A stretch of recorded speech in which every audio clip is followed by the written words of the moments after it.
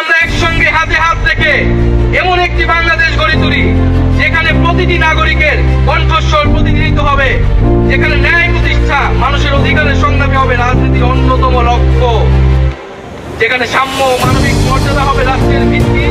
এখনই সময় নতুন স্বপ্ন দেখার, নতুন পথ চলার এবং একটি নতুন